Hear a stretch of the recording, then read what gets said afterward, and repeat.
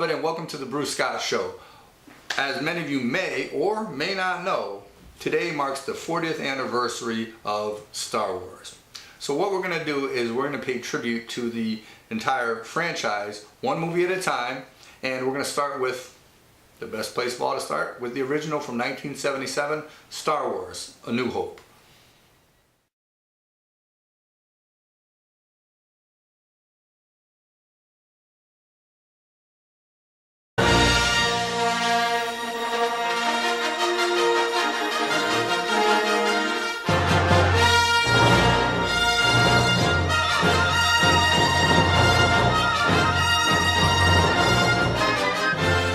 Okay, so it all started May 4th, 1977. I was 11 years old.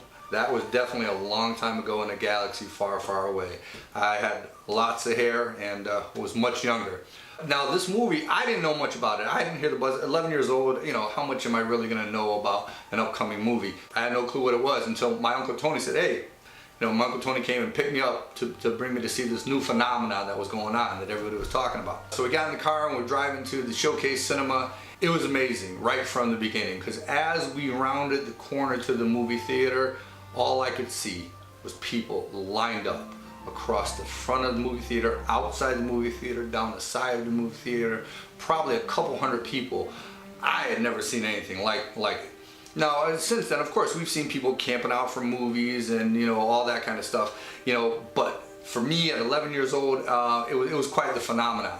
So we waited in line and we had to wait through several showings, and we finally got one that wasn't sold out. And then we took our seats and the theater was packed. There was an electricity in the air right from the beginning. And as soon as that opening crawl came out,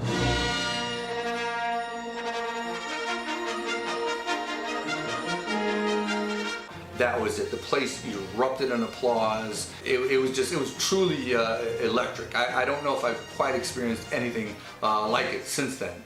So now, of course, now the opening scene starts. We see a rebel fighter ship fleeing something. At first, we don't know what. And then the great long shot of the underbelly of the Star Destroyer coming through.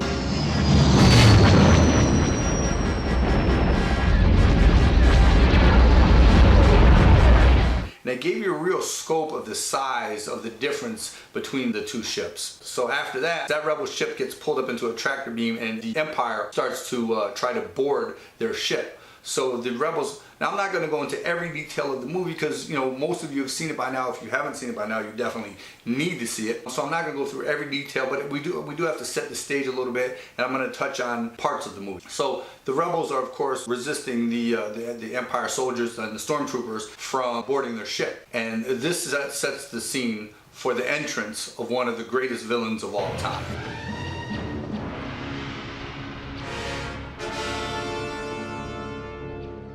In my opinion, Darth Vader is probably one of the greatest villains of all time. Maybe other villains that could be better.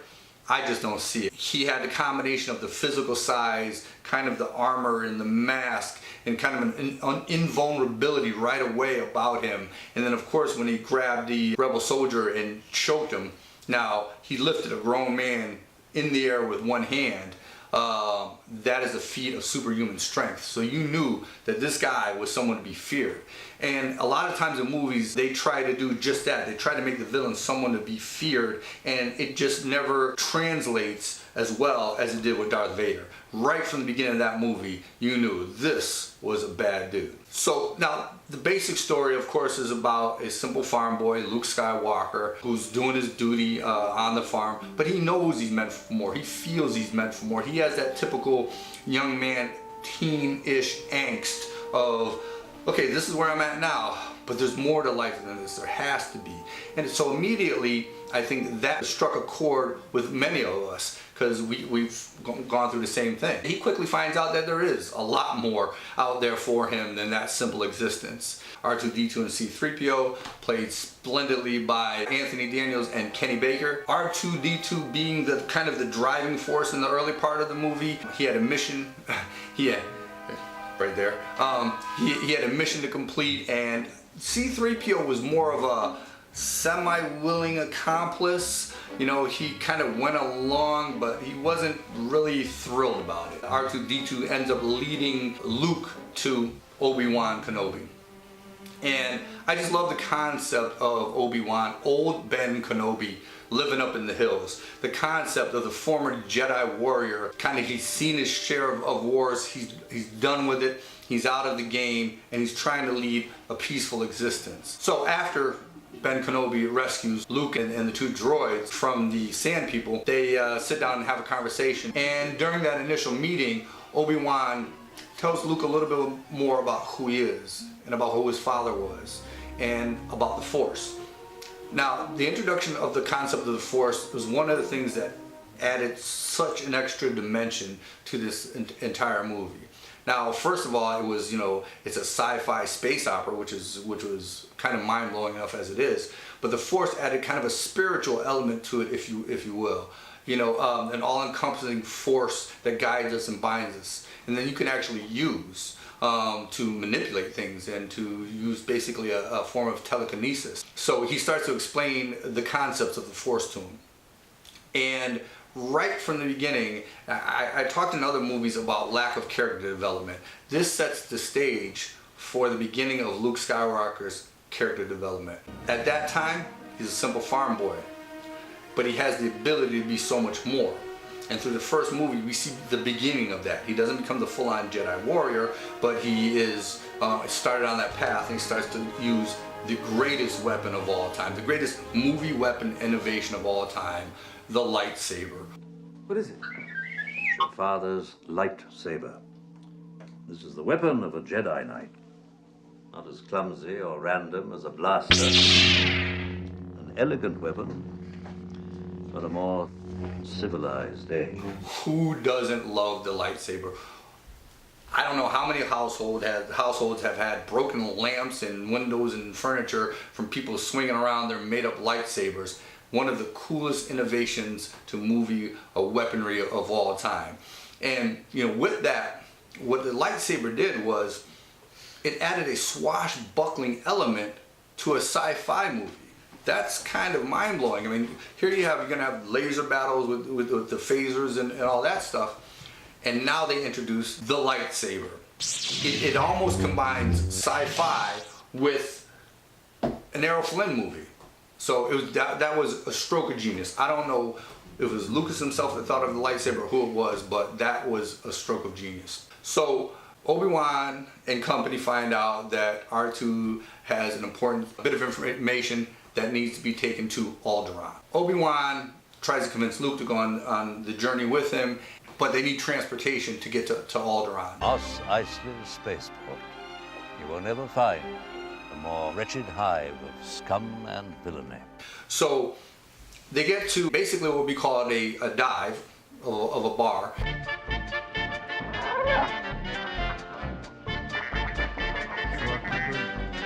It's a great scene. It's one of the truly great scenes, but at the same time, it almost became a bit of a snake bite for George Lucas, and I'll tell you how.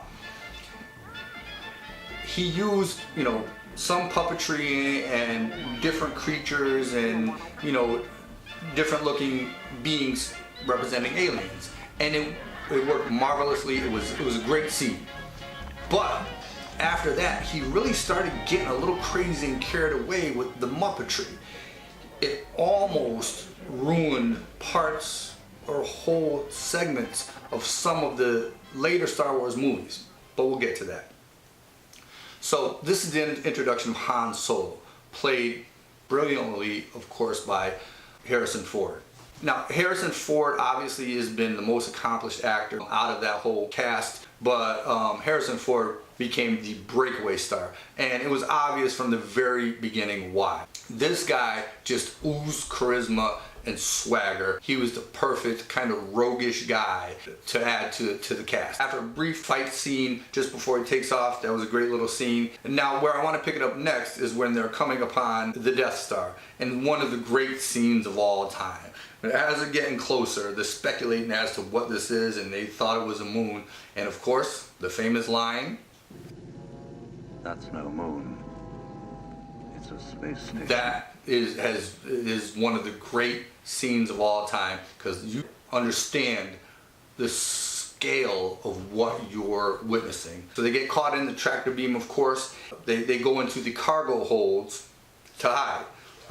Really good scene right away. You know, Darth Vader showing that presence in very saying a couple simple things. And of course, I have to mention Darth Vader was played by David Prowse, but voiced by James Earl Jones, and obviously the richness of his voice was huge in the entire Darth Vader mystique. I sense something, a presence I've not felt since. So after the coming out of the cargo holds,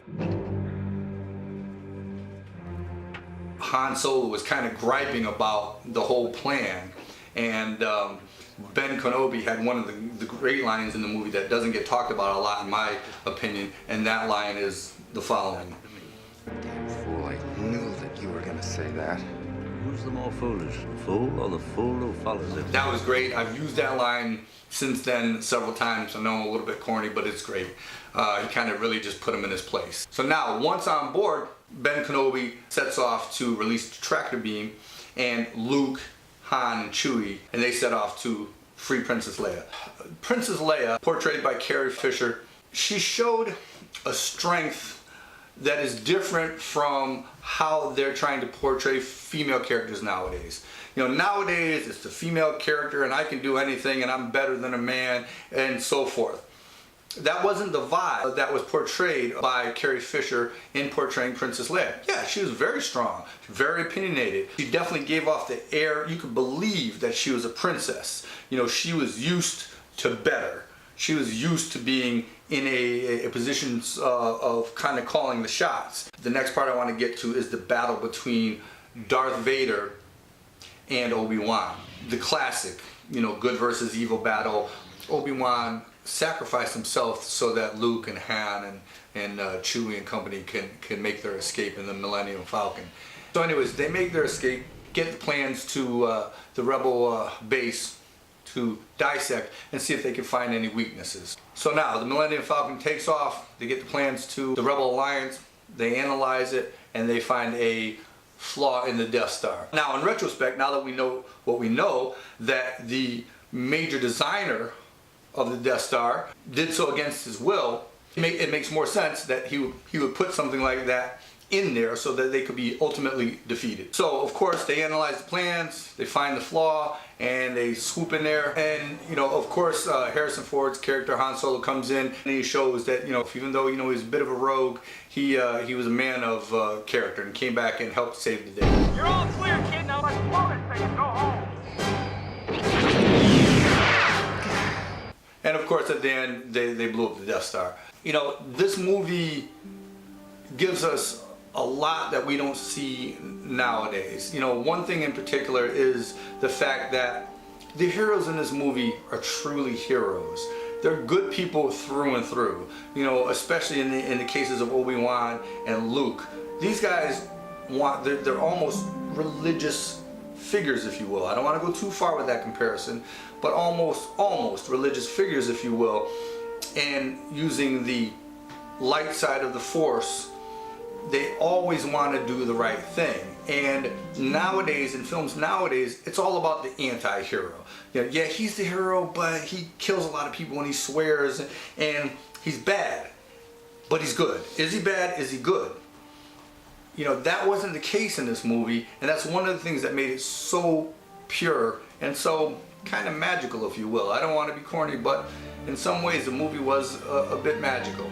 It was a story of good versus evil, and you know, a few good men, if you will, and you know, that's just something we don't have enough of these days, is good guys trying to do the right thing.